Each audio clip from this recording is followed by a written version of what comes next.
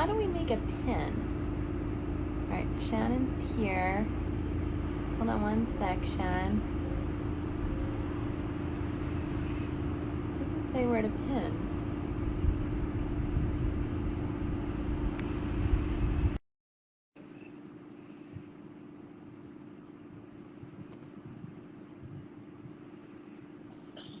Connecting. Oh my gosh, technology is amazing. Turn the volume up. Look at this. I can't believe it. Look at this lip. We've got a painting. Hair is did. Oh yeah, this is my Look at that. Oh, I love it. right. Very well, I was gonna do my stoop, but my neighbors are like going at it in the yard today. Like there's like weed whackers and lawn mowers and just like, so it's ridiculous. People are losing it, obviously. Yeah, we've got tree people behind us, so let us know if you can't hear us. No, I can hear you great. This is great. Oh, wonderful. That's Shannon, it's so good to see you. You have no idea. No idea. It is lovely to see you. And just like a moment of silence for Rebell Con, that would be the first full day today. I know. It's like the saddest. I totally took yesterday to just grieve all day. I rewatched the entire season of Stranger Things. I don't know why I chose that specific show, but I did. And I feel better today, weirdly. Like I just needed a day to do absolutely nothing, and it was great. Good. I encourage all to take those kind of days. Well, that's what we call feeling all the feels. Mm-hmm. Allow yourself to feel all the feels without judgment. If you want to cry in the corner in a fetal position, do that. Feel them. If you want to watch shows about alien invasion, ghost in the upside down, like, you do you. I mean, we're kind of in the upside down. There's a bit of a parallel. I know. So for people that don't know, can you introduce yourself and just tell us a little bit about... Actually, let's give it a second because it's actually not even new. Oh, shoot. Okay, so one more minute. We can shoot the shit on the Stoop. Shoot the stuff on We'll give it a minute, and then we'll let people come on, and then we will get started. Love everyone joining us. Thank you. Yeah, welcome. We're on the Stoop. We've got tree trucks in the background. Trash was already through. Thank God for the trash men. Thank God for them. They're some of the most spiritual and upbeat people in my whole entire neighborhood. Oh my gosh, for sure. You know? Well, I have little kids. So when the trash truck comes, it is like the most exciting thing ever. And everyone runs to the window and it's like a whole event, which is very enjoyable. So cute. So cute. I love that. I know they would be like in PJ pants, like on the front porch waving. Oh, they're thrilled. Trucks are life. Yeah. I have to tell you guys, this morning when I was sharing that I was going to be here with you today, one of my good friends sent me a message and was like, oh my gosh, how do you know them? How are you on this platform? Because if you guys are like famous. It's like a big deal. Oh, I'm serious. I'm not going to get my head in the door when I go inside. No, it's true. It really happened this morning. And I was like, I know people. Oh my gosh, Christine Olmstead. I know Christine Olmstead. Oh, yeah. Hi, Christine. Look, these probably aren't as cool as Christian, so he can feel free to send us more. But, I mean, our friend made these, right? Those are so cute. No, those are really good. Now we can go to the food store looking badass. I know. We're going to showcase her because a huge part of that effort is helping seamstresses who are out of work right now.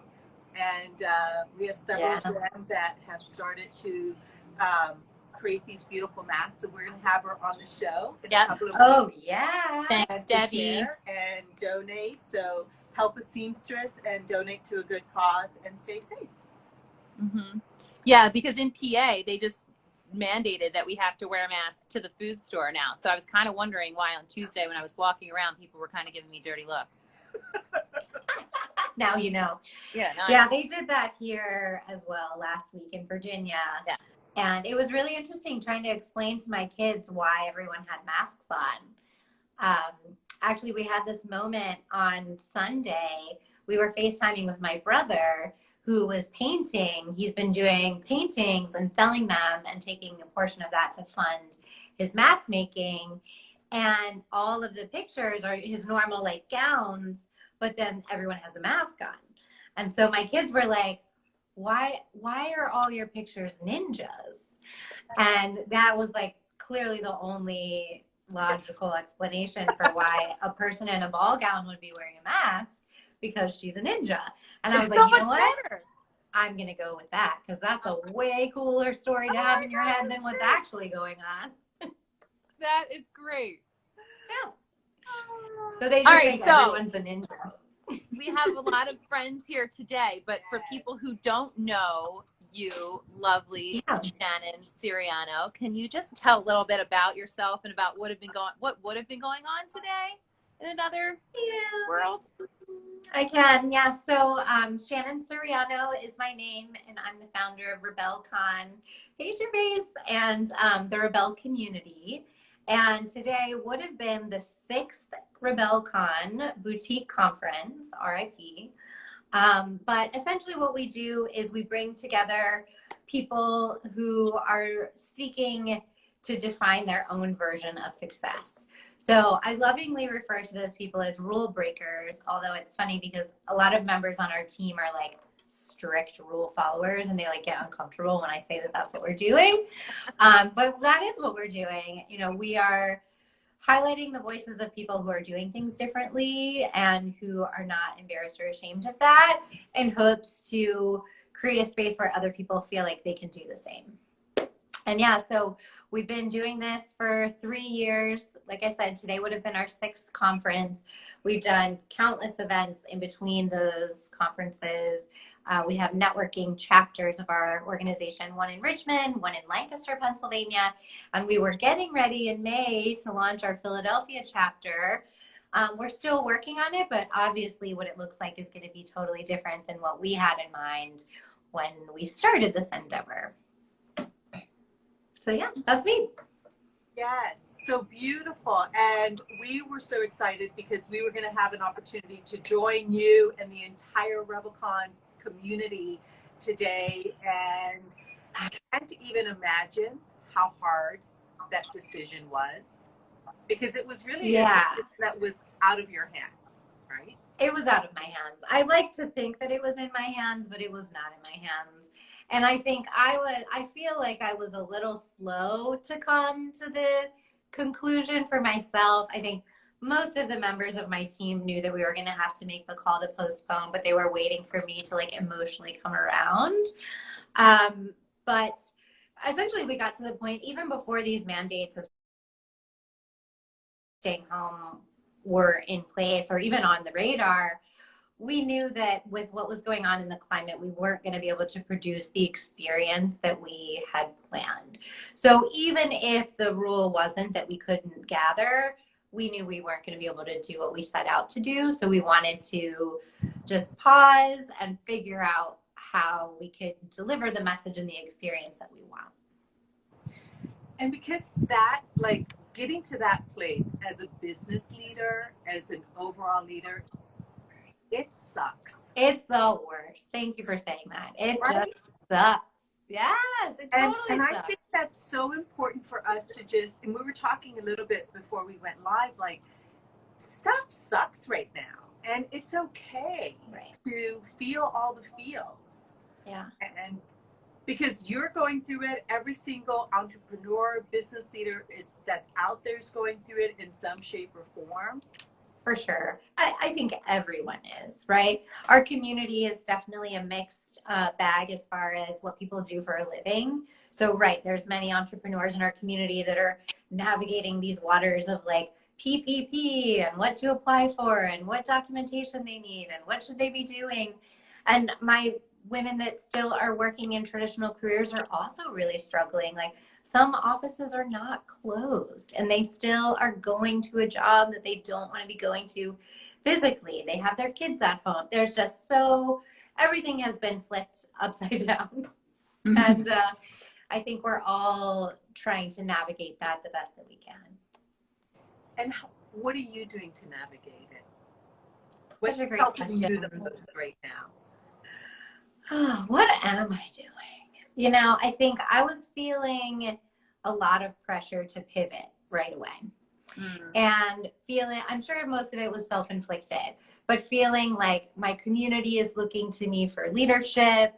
You know, I want to be able to support the people that we've committed to supporting through this. And I need to just like figure out what's the thing that they need and come up with a solution and deliver it to them in a perfect, seamless, zipped up with a bow experience, because everyone is just waiting on the other end for my email to come through to let them know what we're doing. You know, it's a little bit of a ego situation there, right?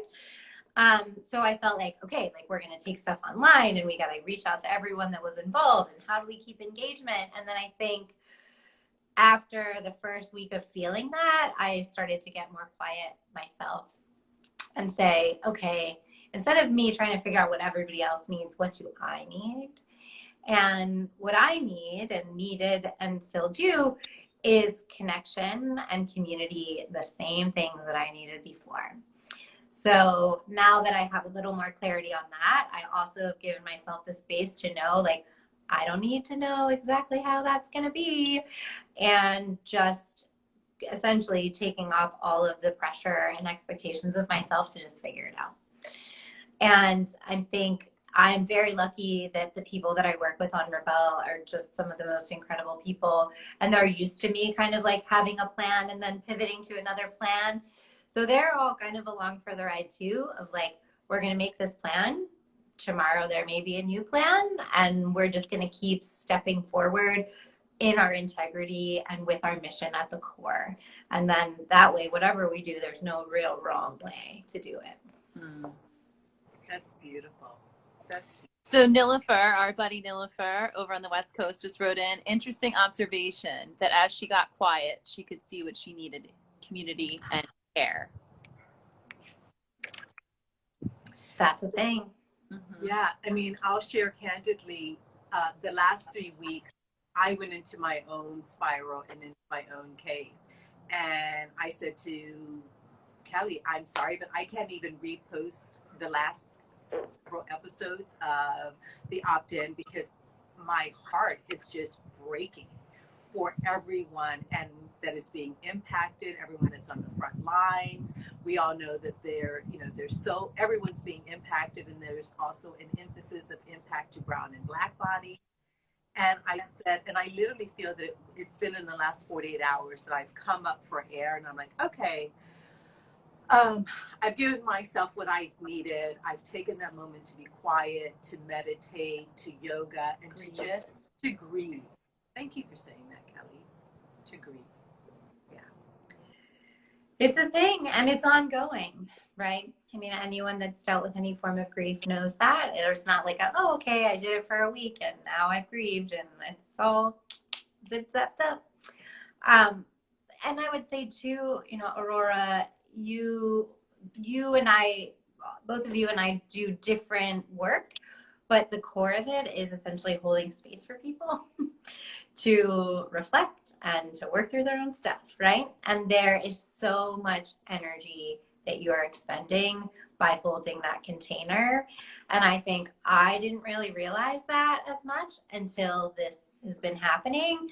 And now I feel it. I mean, even when we do online events, like we do a lunch every Monday, and it's literally, I turn on Zoom and I eat lunch in front of my computer, and other people do too. And after that, I am exhausted.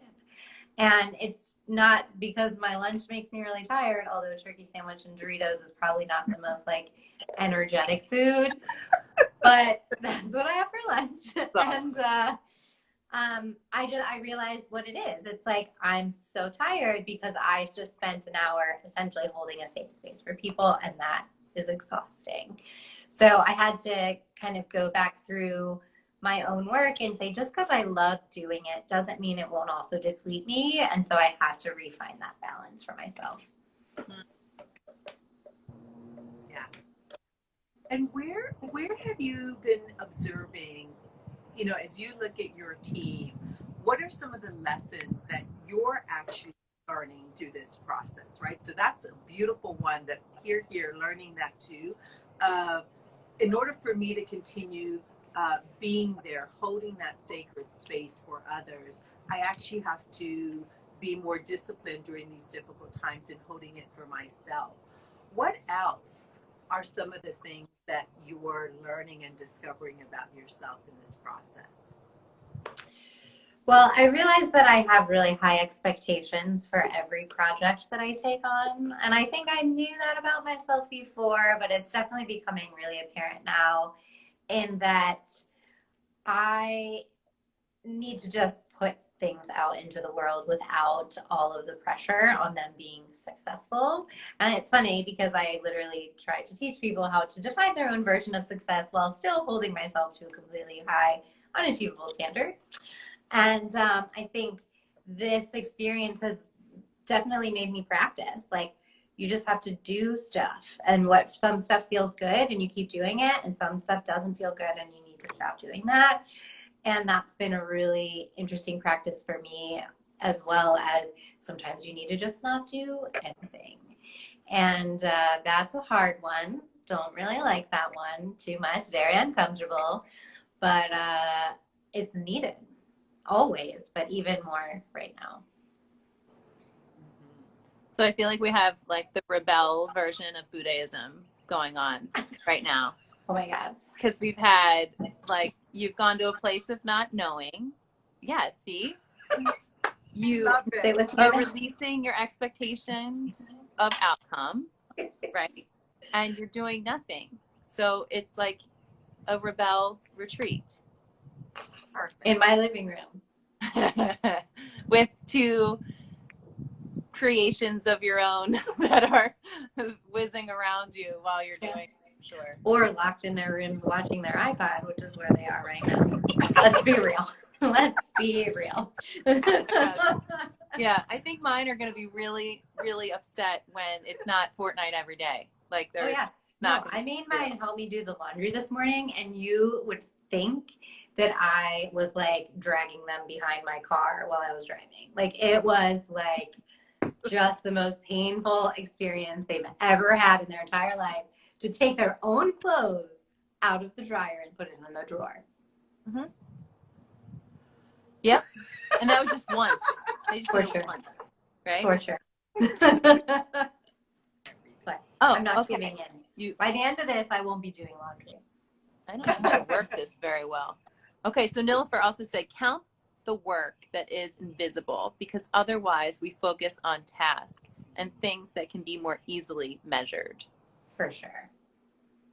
That one. Who is this person? Nilofer is a badass. Yeah, clearly. She's made 2 statements and already I'm like, bow down. Wrote the book Onlyness. She's fierce. Yeah. So you guys need to connect for sure. Yeah. The universe will explode when that happens. Yes. So we talked about what you're doing to learn. Yes. What are you doing for fun? Because you're funny as all get out. Yeah, you're so fun. What am I doing for fun right now or something outside? Yeah. Toddies.